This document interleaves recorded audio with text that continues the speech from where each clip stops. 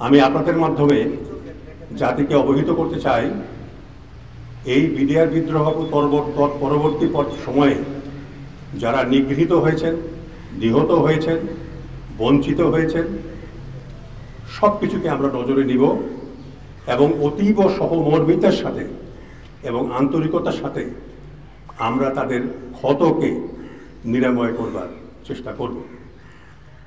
যখন আমাদের কাজ শেষ হয়ে যাবে তখন যেন এই প্রশ্ন না ওঠে যে আমরা আমাদের কাজ সম্পন্ন করতে পারিনি।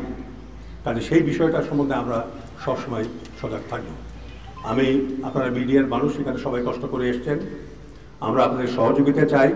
একটা অনুরোধ করতে চাই, আপনারা আমাদের বক্তব্য ইন্টারপ্রেট করবার সময় ইতিবাচকভাবে করবেন, কোনো নেতিবাচকভাবে যেন এটা না হয়। কেননা এতে জাতীয় উদ্দেশ্য, জাতির যে উদ্দেশ্য, সেটা ব্যাহত হওয়ার সম্ভাবনা থাকবে। এটা আমাদের প্রথম মিটিং, আজকে আমরা পরিচিত হলাম, আমরা কিভাবে অগ্রসর হব। কিছু চিঠিপত্র আমাদেরকে লিখতে হচ্ছে, প্রধান উপদেষ্টা বরাবরেও লিখব এবং আমি নিজেও কথা বলেছি জয়েন্ট সেক্রেটারি আপনার নিরাপত্তা যে ডিপার্টমেন্ট আছে আপনার হোম মিনিস্ট্রি, এবং তাদেরকে আমরা অবহিত করেছি যে আমাদের সাচিবিক সুবিধা দিতে হবে, এখানে অফিস দিতে হবে। আজকে আমরা ডিজিবিডিআর সঙ্গে কলন করেছি, বিজিবির সঙ্গে কলন করেছি এবং তিনি আমাদেরকে সাদরে গ্রহণ করেছেন এবং 5 রাইফেল ব্যাটালিয়নের অফরুমকে আমাদের আপাতত কাজ চালানোর জন্য দিয়েছে, তার জন্য আমি তাকে ধন্যবাদ জানাই। এবং এই চিঠিগুলো আমরা লেখার পরেই পরবর্তী পর্যায়ে আমরা আমাদের কার্যক্রম শুরু করব। আমরা কতগুলো বিষয় চিহ্নিত করেছি, যেমন এই পুরো অপারেশন এটা কিন্তু অন্য কমিশনের মতো নয়, এটা একটা অন্য রকমের কমিশন, যেখানে দেশি বিদেশি শক্তি ষড়যন্ত্রকে চিহ্নিত করতে আমাদেরকে দায়িত্ব দেওয়া হয়েছে। বিচার প্রক্রিয়া চলমান রয়েছে, আপনাদের যে অনুসন্ধান এটি এবং বিচার প্রক্রিয়া এটি আসলে কিভাবে সমন্বিত?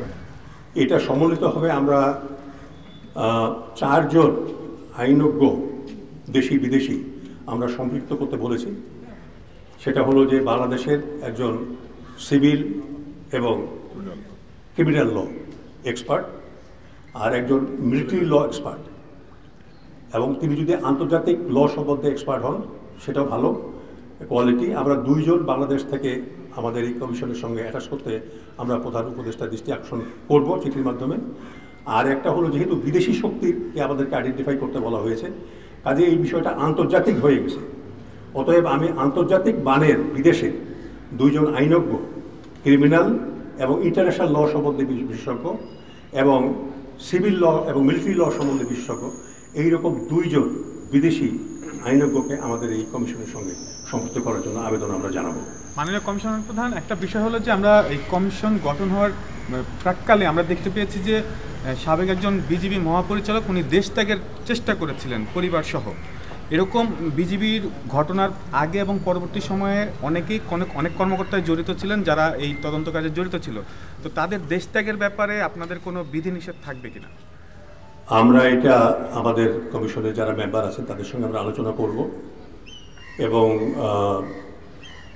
যদি আমরা মনে করি যে এই ইনভেস্টিগেশনের স্বার্থে, দেশের স্বার্থে, জাতির স্বার্থে তার দেশে অবস্থান করা প্রয়োজন, সেটা আমরা অবশ্যই সে ব্যবস্থা গ্রহণ করব ইনশাআল্লাহ। স্যার, আমার 2টো প্রশ্ন ছিল। এক, আপনি বলছেন যে দেশি এবং আন্তর্জাতিক ষড়যন্ত্রের একটা প্রশ্ন এসেছে, কোন কোন দেশের ষড়যন্ত্রের কথা আপনারা শুনতে পেয়েছেন? 1 এবং 2 নাম্বার, ওই সময় যিনি সেনাপ্রধান ছিলেন উনি তো এখন দেশের বাইরে আছেন, আপনারা কি তাকে এক্সট্রাডাইট করাতে চাইবেন কিনা? খুব গুরুত্বপূর্ণ প্রশ্ন আপনি করেছেন। আমরা কোনো দেশকে আইডেন্টিফাই করতে চাই না, আমরা নিরপেক্ষভাবে নির্ভয়ভাবে আমরা অগ্রসর হতে চাই, এবং সেটা করতে গিয়ে যারা দায়ী হবে দালিলিকভাবে, সার্কামস্টেন্সিয়াল এভিডেন্সের কারণে এবং বিভিন্নভাবে মিডিয়াতে যেভাবে এসছে, তখন সেই বিষয়ে আমরা মতামত দেব। 2 হলো যে যেহেতু দেশি বিদেশি ষড়যন্ত্রের কথা বলা হয়েছে, তার একটা পার্ট হলো যে আমাদের দেশের অনেকেই হয়তো এই কমিশনের জিজ্ঞাসাবাদের সম্মুখীন হবেন, এইসব ব্যক্তি 5 আগস্ট যে বিপ্লব হলো, সেই বিপ্লবের পরে দেশ থেকে তারা চলে গেছেন। আমরা জানি এতটুকু যে দেশে নাই, তারা কোথায় আছেন, কোন দেশে আশ্রয় নিয়েছেন, সেই সব দেশের সঙ্গে আমরা আমাদের যে ফরেন মিনিস্ট্রি আছে, পররাষ্ট্র মন্ত্রণালয়, তাদের মাধ্যমে আমরা যোগাযোগ করব এবং প্রয়োজন হলে আমরা ওই দেশের সঙ্গে আলোচনা করে যদি এক্সট্রাডিট করা সম্ভব না হয় তাহলে আমরা টিম পাঠাবো সেখানে তাদেরকে টেস্টিফাই করার জন্য, তাদের স্টেটমেন্ট নেওয়ার জন্য।